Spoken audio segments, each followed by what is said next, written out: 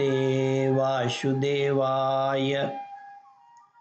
श्रद्धालु भक्तों, श्रीमद्भागवत महापुराण के 10वें स्कंद के उत्तरार्ध के 58वां अध्याय के अंतर्गत भगवान श्री कृष्ण के अन्य विवाहों की कथा का प्रस्तुतिकरण करूंगा।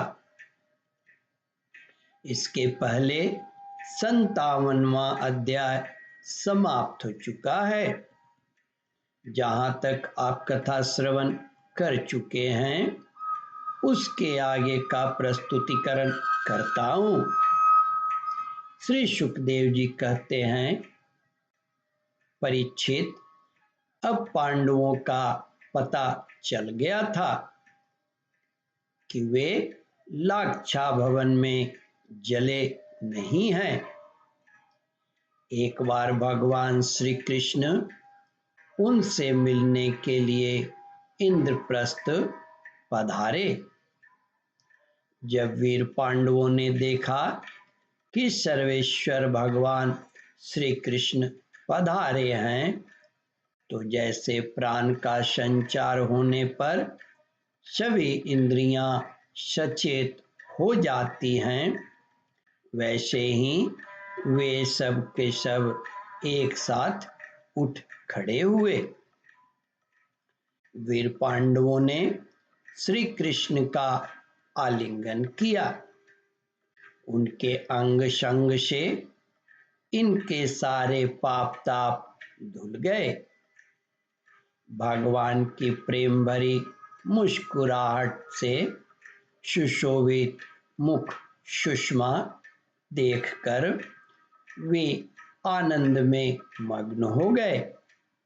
भगवान श्री कृष्ण ने युधिष्ठिर और भीमसेन से उनके चरणों में प्रणाम किया और अर्जुन को हृदय से लगाया। नकुल और सहदेव ने भगवान के चरणों की वंदना की।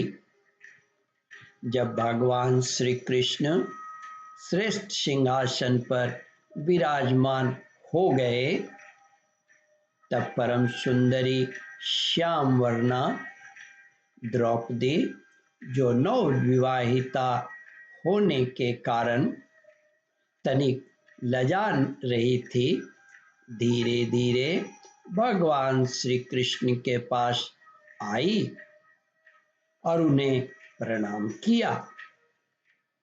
पांडवों ने भगवान श्री कृष्ण के सामने समान ही वीर सात्यकी का भी स्वागत सत्कार और अभिनंदन वंदन किया।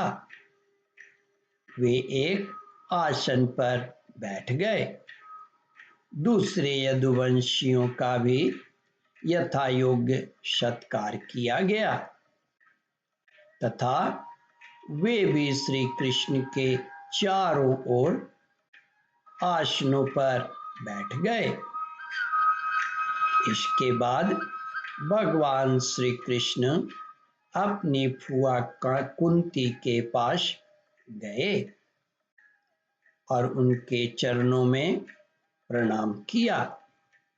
कुंती जी ने अत्यंत स्नेहवश उन्हें अपने हृदय से लगा लिया।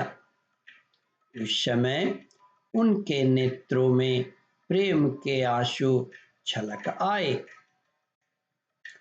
कुंती जी ने श्री कृष्ण से अपने भाई बंधुओं की कुशल क्षेम पूछी और भगवान ने भी उनका यथोचित उत्तर देकर उनसे उनकी पुत्र वधू द्रौपदी और स्वयं उनका कुशल मंगल पूछा। उस समय प्रेम की विह्वलता से कुंती जी का गला रूंध गया था। नेत्रों से आंसू बह रहे थे। भगवान के पूछने पर उन्हें अपने पहले के क्लेश पर क्लेश याद आने लगे और वे अपने को बहुत संभाल कर, जिनका दर्शन समस्त क्लेशों का अंत करने के लिए ही हुआ करता है, भगवान श्री कृष्ण से कहने लगी। कुंती ने कहा, श्री कृष्ण, जिस समय तुमने हम लोगों को अपना कुटुंबी संबंधी समझकर स्मरण किया और हमारा कुशल मंगल जानने के लिए भाई अक्रूर को भेजा, उसी समय हमारा कल्याण हो गया। हम अनाथों को तुमने सनाथ कर दिया। मैं जानती हूँ कि तुम संपूर्ण जगत के परम हितैषी सुहृदय और आत्मा हो। यह अपना है और यह पराया, इस प्रकार की भ्रांति तुम्हारे अंदर नहीं है।